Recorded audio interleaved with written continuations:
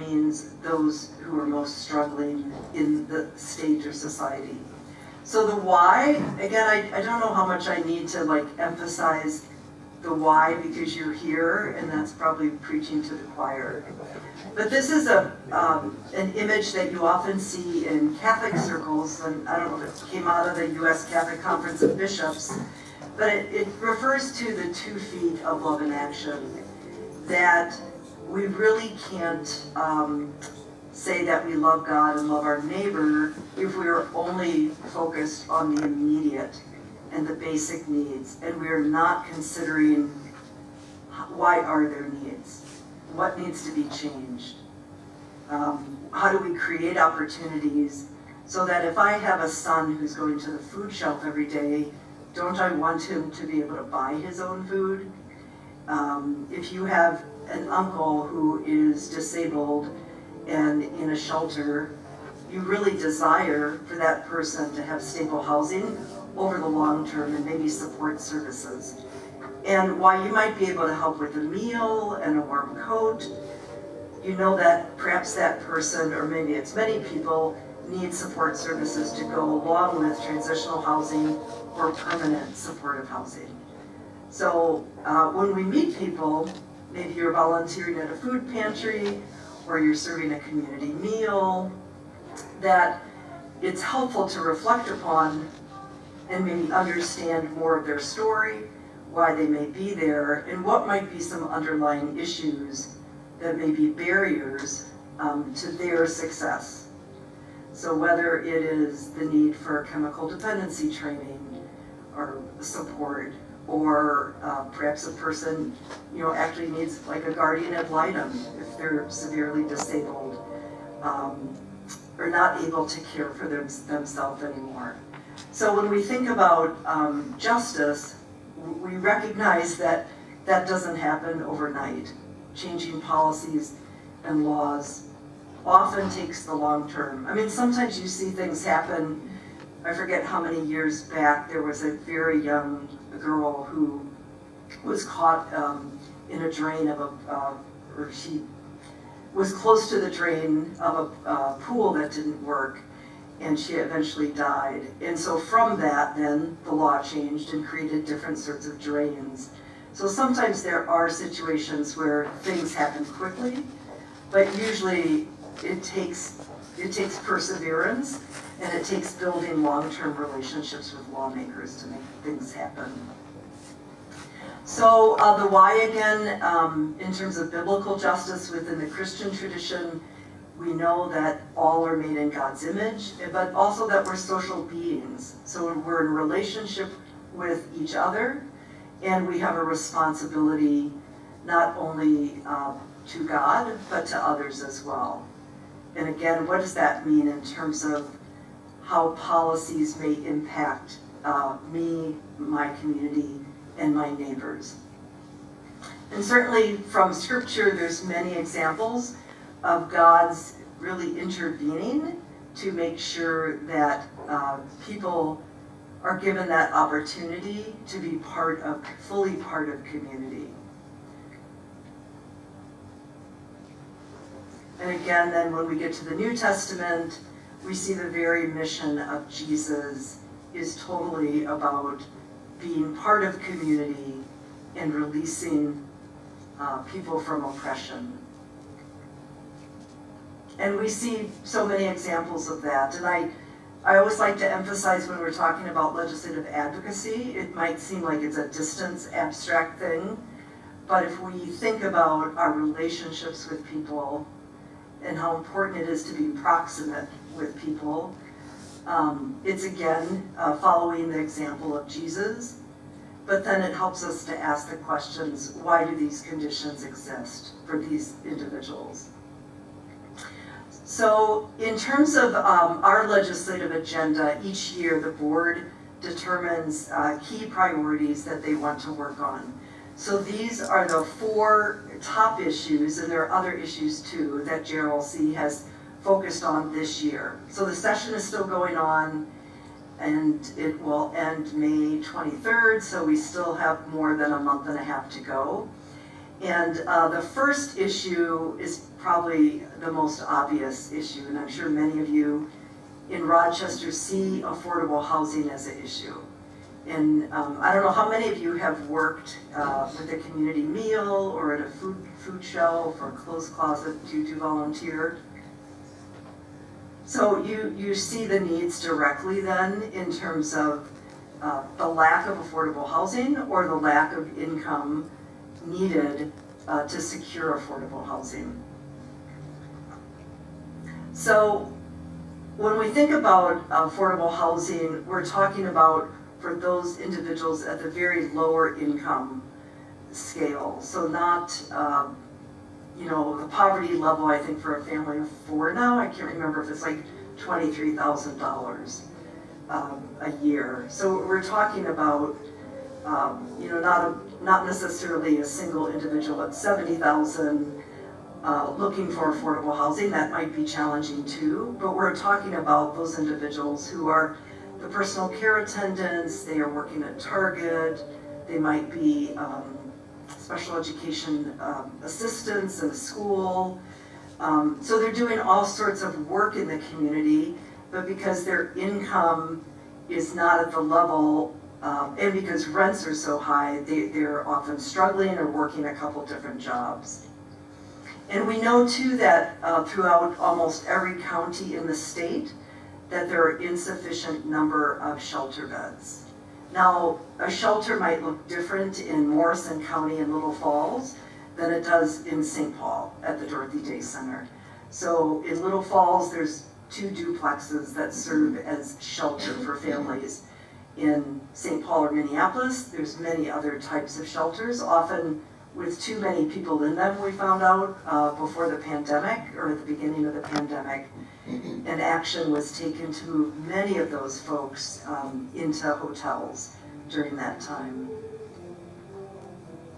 So affordable housing, this is from the Wilder Foundation. They do a study every 3 years of homelessness in the state. And I'll just add, if you haven't heard of this, there are some nonprofits that look for volunteers to help with this study. And I think this coming October, Wilder will do it again. I did it once at Catholic Charities in St. Paul, and you interview folks over a 3-hour period. There's about 100 questions to that study. Some are very personal, so you're really in a trusted position of trying to fill out this questionnaire and really listen to what folks' stories are. But often, again, it's related to income is not enough for affording housing. So there is a legal definition of affordable housing that the government has, and that's when an individual pays no more than 30% of their income. If they pay 50% or more of their income, they're considered severely cost burdened. And so that means they're making very serious choices about food, gas, bus cards, health care, what they're going to buy at the grocery store if they don't also receive food support or have any other sort of assistance. So this was from a couple years ago. JRLC looks at each county in the state and at a couple different statistics.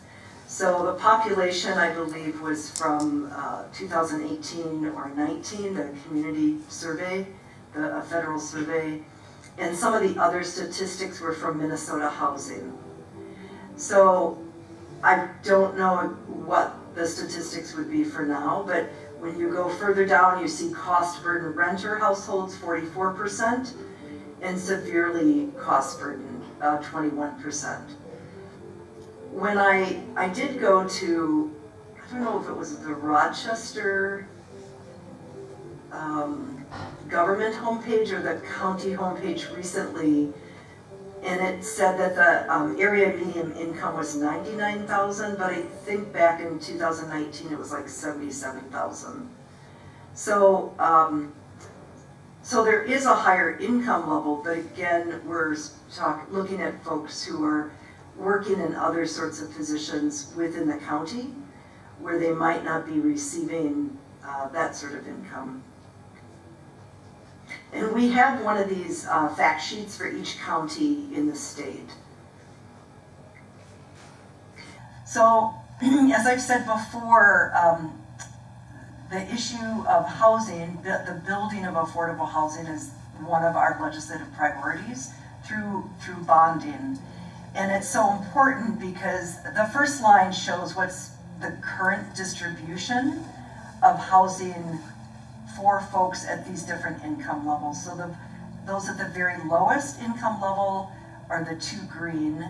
And you can see the current distribution is very, very small. This is for the whole state.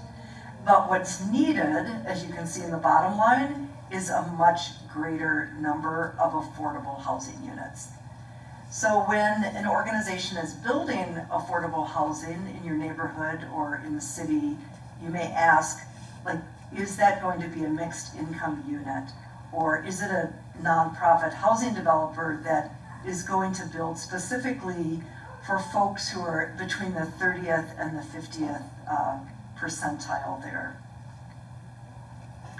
And then this is another graph. It might be a little bit hard to see, but at the bottom, the columns show home health care workers, retail supervisors, stockers, and what their annual salary generally is. So the first is $28,000, $26,000, $30,000.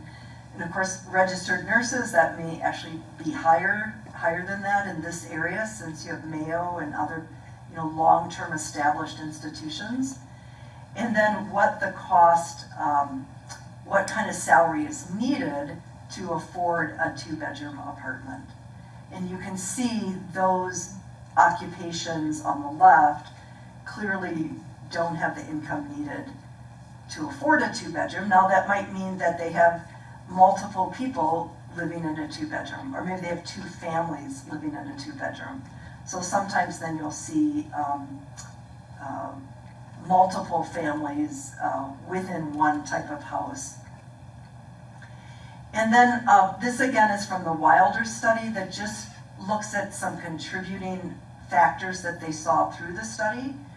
And if you look at the youth, these are looking at adverse childhood experiences that may impact, not that they're a direct cause of homelessness, but certainly may impact the instability in a person's life. And with the youth, you can see that 84% of youth who have experienced homelessness had at least one adverse experience.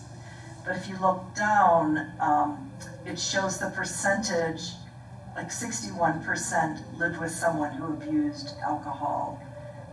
59% had a guardian or parent with mental health issues. So I don't think these are, sadly, they're not surprising, but I think they speak to us about the importance of family stability related to health, related to chemical health, you see abuse, or if a parent has been in prison, how that impacts a child and a youth growing up. So then related to this as well, this is one of our legislative issues, though it is not preceding this session. And the bill, and I think, I'm trying to remember if I have the bill number, or what the bill number was. The bill number in the Senate, it was dropped by Senator Housley, but it was 1145. And this was to change regulations so that faith communities could build and house tiny homes on their property, where those homes would be specifically for people who had experienced chronic homelessness. There are some tiny homes already in the Twin Cities where faith communities have done this, but they're working, since it hasn't moved through the state, they're working at the city level. For instance, in St. Paul, they're working with the St. Paul City Council to see if they can ease some of the regulations. Those regulations right now relate to plumbing. These tiny homes have compostable toilets, and they have gravity-fed water. And then the faith community has space for the residents of the tiny home community to use their facilities for showers, washing machines, community meals. So there's actually a church in East St. Paul, very close to me, Mosaic Church, that plans to do this. They have one tiny home right now on their property. And so they're working with the city council. But our policy manager, Ann Krisnick, has been working with industry and, now I'm trying to remember the name of the division, Industry and Labor Standards, something like that, to see if they will change the regulation for tiny homes. Because right now they need to be a certain size, they need to not have wheels, and they need to be connected to plumbing. So it's another housing option along that continuum of housing options. So this would be for a person who maybe has a hard time staying in shelter. But if they're in a very small community with their own house, that might feel safer, less anxiety-provoking than being in a shelter. And then what's key about these sacred communities is that some folks from the faith community would also live in the tiny homes, and they're called missionals. And some of you may be familiar with the organization Settled that is active in the Twin Cities. And it's really been, they've been doing tours of the tiny homes. They have 5 of them in a church parking lot for people to see. And they've also been recruiting people to be missionals. Now those folks would also have some training on things like crisis management, de-escalation. There would be a good neighbor agreement for those residents. So they would need to understand what their responsibilities are. And those residents would also pay at least $200 a month for the tiny home. Now, for some reason, they didn't even have that, then they could, if they wanted to, they could be in an agreement with the congregation about doing some sort of work at the congregation. But again, there'd have to be a mutual agreement about that. So again, it's not for every congregation, but some congregations have land and they may have large space, and other congregations then come together to help build the tiny homes. But like Habitat, a number of organizations donate the materials for the tiny homes too. So this is, I toured this location. There's 5, they're not that small. They look very small there, but I toured this location to learn more about tiny homes. I can't remember, but this is one picture from the inside. They're very simple, but well made, and they remind me of like a little retreat cottage that you might have, been to. So everything that you need is there for one person, but again, simple, and then the church provides the larger space. So this was first introduced last year, and it did have strong support on both sides, but it's been running into roadblocks in terms of the regulation piece from other committees. And so as I mentioned, some communities then are going directly to their city council, but we'd like to see a change to allow this, across the state for those congregations that want to do this.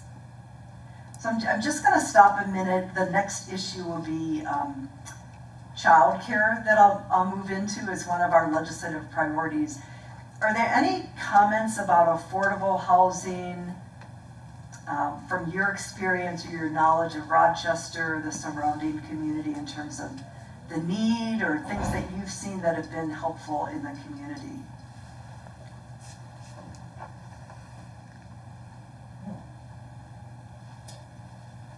My question, is there pushback from neighbors for not wanting such a setup close to their home? That's a good question. I know the one on the east side of St. Paul, that particular congregation was very engaged in the neighborhood. Like, I think they have a meal every Wednesday night, and they have a nonprofit, Keystone Community Services, has an office at the congregation too. So they developed a relationship with the community, the surrounding community, before this move into tiny homes. The other interesting thing Mosaic is doing, or for a couple of years, they've offered what they call safe parking. And believe it or not, it is for women who stay in their cars in the parking lot. So these are women who may not feel comfortable in the shelter, or there's just not an open bed yet.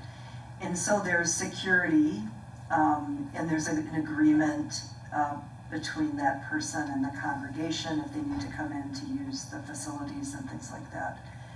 So they've had that for a while too, which to me is, it's that fine line of like, that obviously is not dignity to stay in your car, but it's that providing an immediate need. So, but still it's a little shocking. And I have a friend who lives a block from there. She doesn't even know that it's going on. But I think so much of it is like building that relationship with the community and hearing them. So both those things that you've mentioned, the tiny housing and this secure area, are ideas that I've heard for years and are in place primarily on the West Coast and sort of along in the South. So are these just finally percolating up into the Midwest, or are there other cities, something like this going on in Chicago that we just don't know about? I don't know about Chicago, but I have heard in Texas there's some very large tiny home communities like this. This particular program through Settled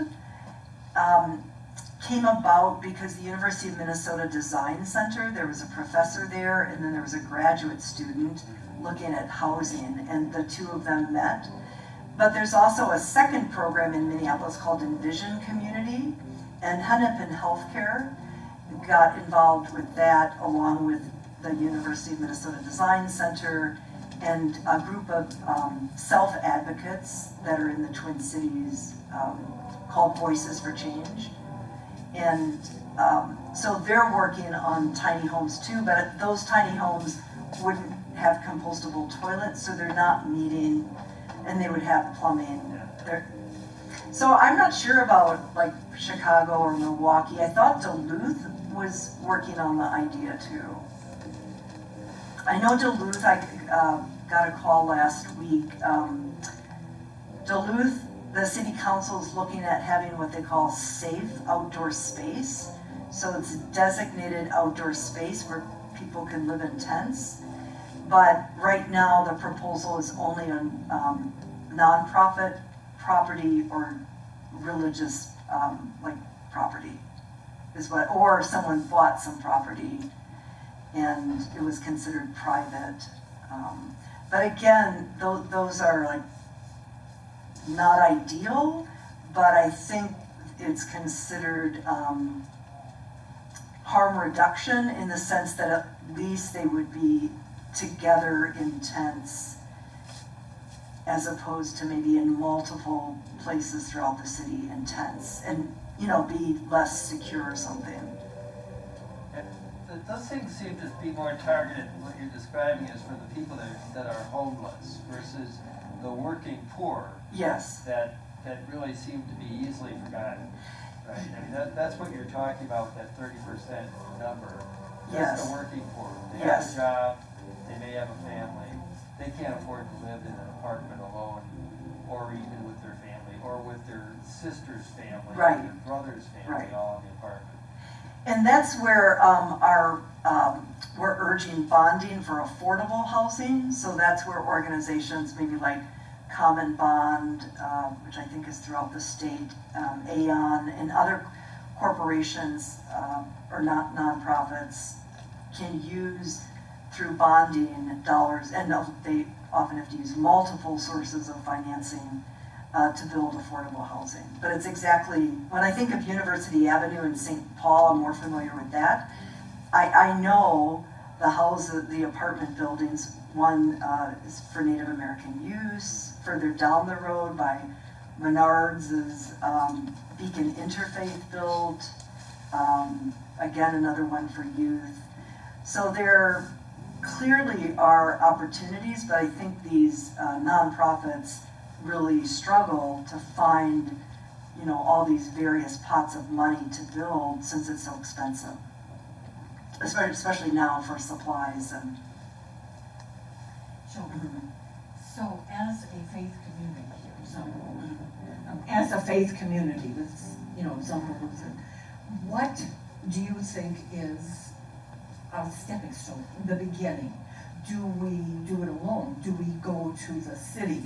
Do we become more, we have ELCA churches all, here in Rochester. Do we go as a group so that we're more visible? Do we advertise?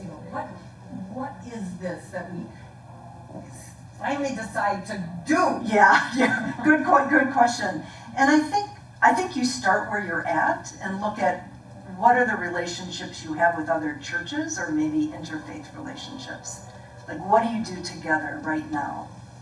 Do you have a food shelf you support with various communities? Do you work with a community action agency? So I think you begin like where you are. And does your church have a particular charism, like for youth? Like, do you really like reach out to youth? So I think you ask who you are, and then you look at what's happening in your community, who can be your partners, because you cannot do it alone. I think that's the key. And, like JRLC, we need social workers and people who work in food shelves. We need business people. We need realtors, because these are people with knowledge about these different aspects of the community. So I think it's like, there's a framework in Catholic social teaching called See, Judge, and Act. And that C is beginning with analyzing what's happening in your community, judging it through the lens of your faith. And that would be like, what's your particular call as a faith community? Do you already work with like a youth alliance group or something like that? And then act, like what do you choose to do in the next year or in the next 3 to 5 years? And sometimes people, a congregation, it will be donating to a significant, say maybe it's a housing organization, or it's maybe working, again, in the Twin Cities, like with Beacon Interfaith Housing that builds housing. You can be a volunteer with Beacon, and they built a building on, I think it was Chicago, and Nicollet and 47th or 46th. And so congregations were invited then to provide, again, it's the charity side, but provide a basket for each room, with laundry and sheets, but you could also be a tutor. And you can also advocate with Beacon. So I'm giving Beacon as an example because they do both the housing, they partner with a social service agency for the social services, and then they advocate. JRLC, because we don't do housing or direct service, then we seek advocates, encourage advocates who are also in those nonprofits as well. But does that make sense? Like, who are you, and what's happening in the community, and like what gifts does your community have? And obviously, often financial is part of it, but besides that, what other sorts of gifts do you have? And go ahead. We work with Lutheran Social Services here at Zumbro. Yes. That only cares for youth after school. They have to find a place to sleep that night. Do you work with them at all? And another question, do you find there's any hope of ever getting the Minnesota legislature to contribute some money to this project, to this type of thing? Well, so first, Lutheran Social Services, we have worked with them before. They have an advocacy component to, so we have worked with them on housing, and they're part of this large coalition called the Homes for All Coalition. So we do work with them. And then in terms of the legislature, housing at least has become a, quote, more acceptable issue, I think. So there have been people across the political spectrum who have supported it. But bonding, I did hear from Senator Draheim, who is over in Northfield, who said, we're not going to put forth a bonding bill this year, but we'll offer cash for the building of affordable housing. But I think there's too much pressure and I think there's too much momentum to support affordable housing for the Senate not to do something. And the governor's proposal, I forget how much the governor had in his proposal for affordable housing for bonding, but it was one of the highest numbers in a long time. But there has been, at least with housing, there's been a momentum, I believe, building. And I think maybe the pandemic has helped uncover how fragile our communities are too, so that some lawmakers aren't as judging of people in poverty, because they've seen more people who they might consider worthy have such great difficulty too. And I maybe I'm being judgy by saying that, but I hear what lawmakers say sometimes about people in poverty. A lot of misperceptions or bias, it shows that people haven't had a direct relationship with folks who are trying to struggle and move out of poverty. Joan, do you think an open forum, conversation, so that we hear from people who have suffered? I mean, it doesn't necessarily have to be a person of no education. I mean, there can be people who have gone to education, doctorate, whoever, but they've had unfortunate mishaps in their life, that has created problems. I'm trying to wonder, like, what does this look like? Well, I know Lutheran Social Services, this is more about relationships with Muslims. They have a program called Who is My Neighbor, or Who is My Muslim Neighbor. But if you're working with some nonprofits, that might be a good place to start. And often they may have folks called community educators, folks who have just moved out of that situation, and they do community education around the experience that they've had. I know in the Twin Cities, through St. Stephen's Human Services, they have community educators. So these are folks who are paid to educate the community about their experience and what happened when they finally did get into affordable housing and treatment, and so that might be a place, if there's a variety of nonprofits that you work with, that, so it could be Lutheran Social Services, and what Catholic Charities has a warming house or some assistance, or maybe the Community Action Agency, and asking those individuals, can you come and speak to what these situations are? I know Mount Olive Lutheran Church also has a preschool, and in January they had a forum on childcare. And some folks from the preschool spoke. And they meet the needs of low-income families too. So I think that is another option for education as well. I'm just going to move quickly through childcare. That's one of our other issues. And again, it's a pretty obvious one that the cost of childcare is just so high. I remember my son is 31, and it was, for infant care, it was $500 a month 31 years ago. And he was in a child care center that was in an old convent, and it was sort of cute because all the infant beds were up on they had a chapel, and they were up on the altar. I know, it was not very big. It was just the altar was just a little bit longer than the screen. But anyway, I remember I worked full-time at the time at Catholic Charities, and my husband at the time was in law school, and he was working part-time. And that was the same as our rent. We had a little 2-bedroom apartment. And it was hard then, so you can imagine for folks how difficult, it is now. And yet it's so important if we say, we want folks to work, we want them to be engaged in the community and be self-supportive. And yet we know childcare providers and the workers, they don't make a living wage often themselves. So it is one of those areas where if government does not help, and we don't have enough help from philanthropy, from, you know, the Minneapolis Foundation or whatever, the Blandon Foundation or whatever sort of grants you can get, it is an area where we look to government to help provide that as well. So there is a child care assistance program that serves, I can't remember if it's 30,000 kids. It's on one of these fact sheets. Yep, 30,000 children and 15,000 families in the state. And this is a sliding fee scale. So for some families, you know, they're going to contribute some portion of their income for this. But for folks at the very lowest income or for families moving out of homelessness, they may not be contributing anything for a while.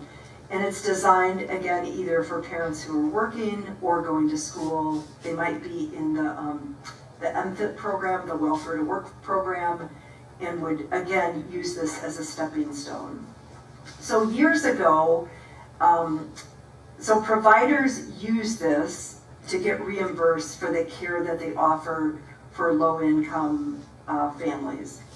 But the thing is that currently those providers are only reimbursed at the 40th percentile of what all providers make in that area.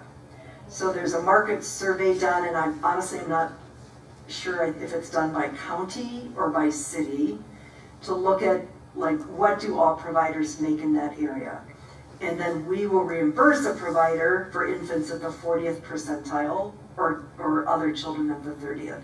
So that means if I'm a parent and I meet the qualifications to have this subsidized childcare coverage that goes to the provider, that I'm very limited in what I can choose, because, you know, providers, like any other small business, not many are going to want to receive reimbursement at a lower rate that they can get from the community. So there's less choice for these families. So that's why you see child care centers then that are directly, you know, serving all children. But many of those centers, I know when I worked at Catholic Charities, there was a center in North Minneapolis. Half of their funding was all through grants and through donations, because this wasn't enough to cover all their costs. Of course, they also had a social worker, you know, they had a physical therapist come in, so they had other additional services too. So it was at one time in the state, providers were reimbursed at that 75th percentile. And the governor and the House actually both have agreed and have this in a proposal.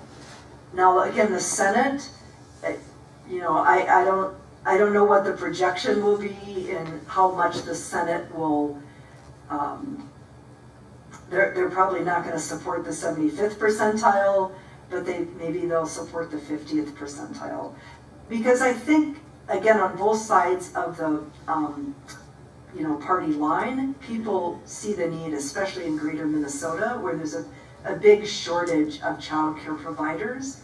And then if there's a shortage of people accepting, those providers accepting the child care assistance program, you've seen some businesses step in to help with child care too in greater Minnesota. So sometimes, I mean, that's the beauty of when you have a need, that, you know, different organizations will come together, but not every community has that benefit. So I'm going to move quickly to gambling. This is an issue, again, one of our top legislative issues. There's a big push to expand gambling in the state, and typically the members of JRLC have opposed the expansion of gambling, and right now they especially oppose it because it's legal to gamble at 18.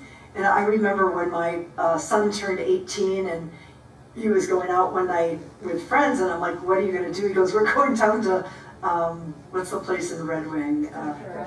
Treasure Island. I'm like, what? Like, I had never even been to a casino in my life. I have no desire, but, and it's, yeah, that was his big thing. Now he doesn't gamble now, but fortunately. But these are, you know, three components that would be expanded, and this mobile access to gambling, especially for youth, is clearly not something that these members of JRLC want to see happen. And we know that if a person becomes addicted to gambling, all the social and the economic consequences of that are really serious. And part of the bill, I believe, right now does have funding for counseling, but it just seems a little crazy to me that you have a bill to expand gambling, to bring more money into the state, but then you have, X percent of that bill is saying we're going to fund counseling. So, yeah.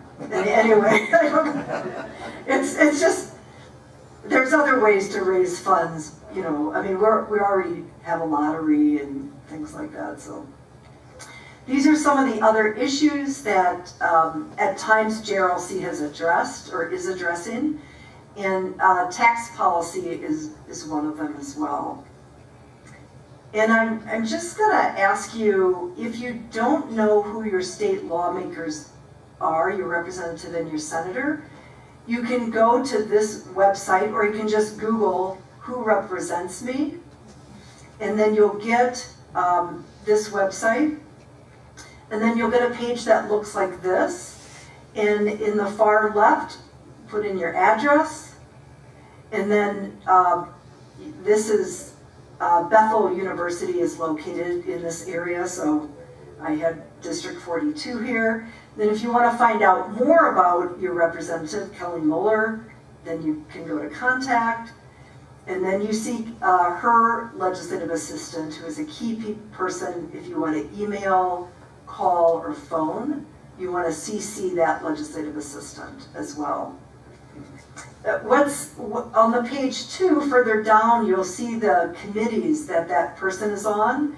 And then I believe on the right side of the page, you'll see bills that they've authored. So if you want to find out more about, I can't remember who's in 25, Senator Senjum. So you can go to his page, see what he's working on. And I'm trying to remember if he is on the housing committee, or maybe capital investment. I'd have to check. But it's really important to see what are their key committees, and then do any of these issues or other issues you care about, are they directly involved in that, so that they're going to be a key decision maker you can go and talk to or write to. So clearly, if people of faith aren't talking to their lawmakers about these issues, there are other people talking about a lot of other issues that might not be of interest or concern to you. And certainly there's a lot of lobbyists, paid lobbyists. But lawmakers, they still value their constituents. You vote for them, you support them, or maybe you don't support them. But whether you like them or not, it's important that you know them, that you have some sort of relationship with them so you can make an impact. And of course, when more people are involved, that impact is clearer. And in Minnesota, at least, people of faith are still a credible voice for lawmakers. I know I was part of a number of visits this spring after our Day on the Hill, and it was so good to hear people say, I'm really glad an organization like JRLC is around. We really need to hear this perspective. And if your lawmaker is one that they support all these issues, then you can ask them, how can I support you more? Or can you do more to work across the aisle? Or what would help us as a community get the word out more about how important this is to us? So I think you can be part of that engagement. And of course, there's levels of engagement, certainly email, phone, and again, because at least earlier there were so many the legislative assistants working from home, that it's important to CC the legislative assistant with the lawmaker. But you were talking about forums, so if you do have a forum, say on youth homelessness as an example, then yes, you want to invite your representative and your senator. Or maybe if it's during an election year, which you'll see, you want to have a candidate forum around the issue of housing and homelessness. So, but with that too, you want to share like what's important to you, but you want to hear from folks from the community as well. And then again, acting. Like we can keep learning, and sometimes we stay in this mode of just learning, and wanting to know all we can. And you don't need to be an expert on bills or even the legislative process. But again, your stories and your values are so important to lawmakers. And you might not think that, or they might say things that seem contrary, but if you're a constituent, I mean, ultimately they have a self-interest in hearing from you too. So I'm just going to stop there for a minute and then ask you if you would think about this as an action. Are there any questions about childcare or gambling, or just any other comments about your experience, bad, good, indifferent, with lawmakers or other decision makers? A couple of related questions. How large is your staff at JRLC, and how do you get money? A good question. So our staff is very, very small. It was about it was 2.5, and right now we have an interim director, a policy manager, and a very small part-time advocacy associate, and then some interns. So it's typically been a little bit larger, and our funding is both from grants, so we have some funding from actually the Midwakan Sioux community. We have a grant from them. We have a grant from what's called Sheltering Arms, which is very interested in early childhood and child care assistance. And then a lot of our funding is from donors, and I don't know what, or our members. So we've really faithful members who contribute every year. We have an annual appeal. And then those 4 sponsoring organizations contribute as well. And I'm not sure if what their exact contribution is.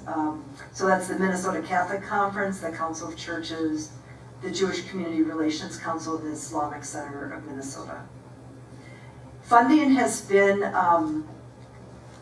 I think, a challenge because we do some direct advocacy, and there are some grants that don't want you to do advocacy, but you want to not have your hands tied to do the advocacy. So that's why the individual donor, and we have congregational support too. And I think there's about 42 congregations that contribute anything between $100 and $4,000 to the organization. But a very small staff, and one that definitely needs expansion to really work with greater ease around the whole state. Any other questions or?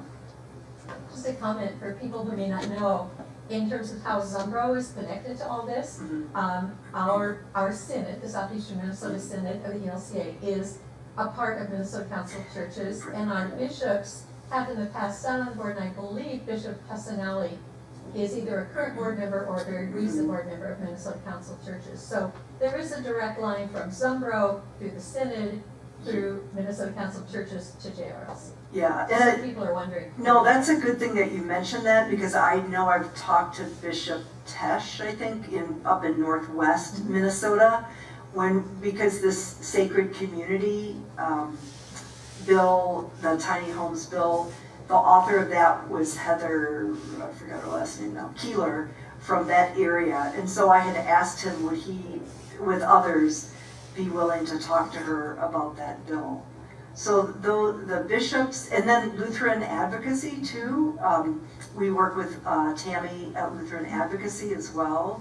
And with folks, I know more of some of the St. Paul Synod folks too. So very important relationships, because those senates, have their own priorities as well, but again, often overlap with these priorities. So this is one thing that you can do today, and I didn't talk about tax relief, but our policy manager just sent me this information that Senator Nelson is the chair of the tax committee. And of course, we know Republicans are really pushing for tax relief. And if we're going to do that, again, we want to make sure those individuals and families at the lower ends of the income scale have relief too. So we're asking her to make sure there's tax relief through the renter's credit. I know I get a renter's credit too, and it's very sufficient and nice, but if I was proportionately paying even more of my income towards my rent, that would really help to have a larger credit. Maybe it's going to help me buy a bus card for 3 months, instead of a month. Or maybe it might even help me with a down payment on a used car. So that's something we encourage you to do. Do any of you know Senator Carlson? Or not Senator, Nelson? She's a senator from here. Okay, and I didn't know if maybe she's Lutheran or... No, she's not. She's not, okay. Oh! Joan, we have our second service. Oh, yeah. Pretty soon now. Okay. But, we could go on and on, Joan. This is Yeah, well, awesome. you've got some energy here, and I know you all just are so committed and must feel such passion for those you serve, and for those you don't see. Or maybe you do see them downtown in the skyways, or maybe at a gas station. You can tell someone's struggling. There's a van outside here. Yeah, he's left now. Okay, and I saw it in, I thought, okay, don't judge that, Joan, but that probably is an individual who, or maybe a family, I don't know, but. So I think, you're keeping your eyes open, and that's what the gospel calls us to do. And To promote that. Yeah, to live it. The fact that we are Christians, and that is what. Yes. That is our call. Yeah. Yeah. And it's you're taking that into the world, and you're obviously making a better world. Or at least that's what we believe, right? If the needs of our neighbors and the opportunities are created, not just the direct needs. So thank you so much for your time, and I wish you just a blessed Easter, and enjoy your ham and scalloped potatoes and all that good food next week. So, and if you have any questions, I didn't show it, but our website, here we go, under Get Involved, you can sign up for emails and action alerts and more information on our website. And then there's also, a bunch of advocacy tools. We have videos, trainings. And then these are our current staff. Ann Krisnick really knows the policy areas very well. So if you have any questions, Ann is very, very helpful and would know what's going on in committees and things like that. So thank you all so much.